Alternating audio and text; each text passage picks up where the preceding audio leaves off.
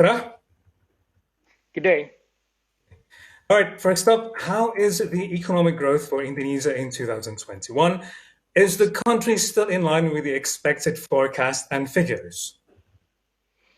So it depends on which forecast. So if we have a quite ranging scenario in the early this year, our think tank is actually managing several scenarios, forecast scenarios.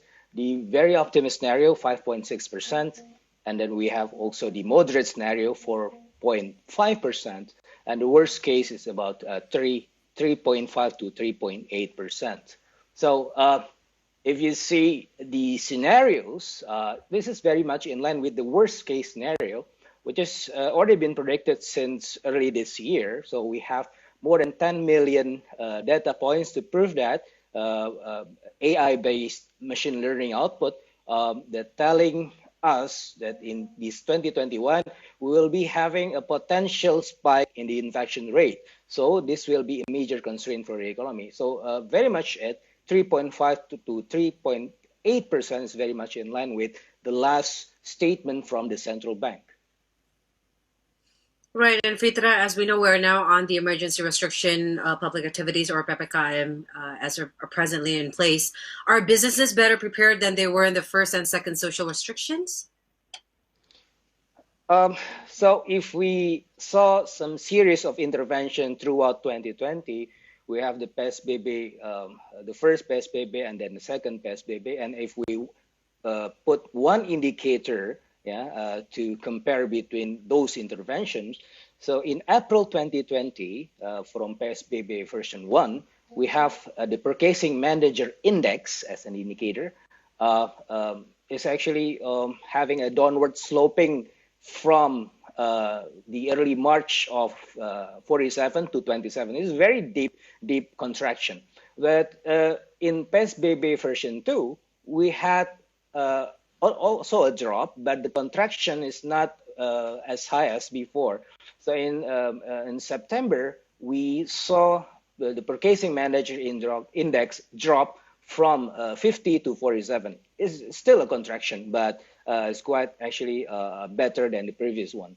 And then we have also the early intervention this year of PPKM, dropping the PMI from 53 to 50. So if we compare between those scenarios and we see this PPKM, of course, this is actually quite significant than the last PPKM, but our economy is quite resilient in terms of those series of intervention. So having said this, I think our economy is still manageable in terms of the resiliency factor.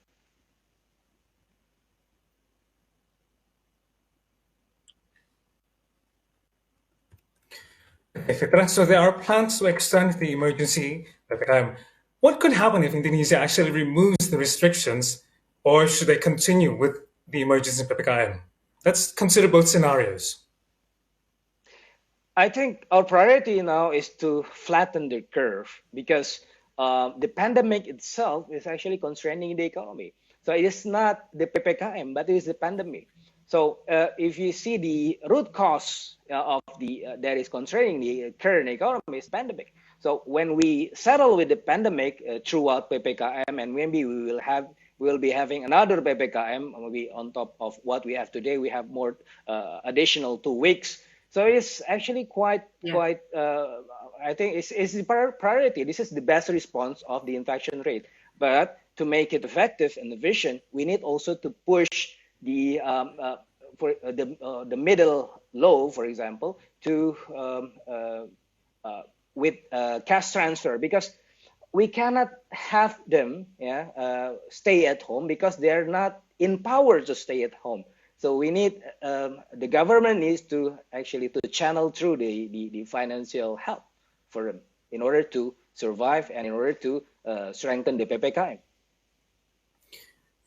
Right. So as you were saying, Fitra, it becomes the pandemic priority. Hence, if we want to get our economic in a better state. Now, as stated, Bank of Indonesia said that the rupiah has been weakening in line with comparable markets. There could be a pressure in the future.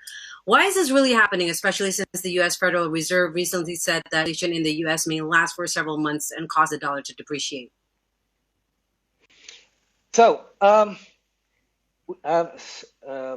I saw the data, and then so we run this several simulation on top of rupiahs, and then what is actually becoming the major determinant of the rupiah's volatility is coming from the domestic factors. Yeah, the variance decomposition is telling us that the one that is troubling rupiah is not the U.S. dollar, it's not the external factors, but it's coming from the COVID.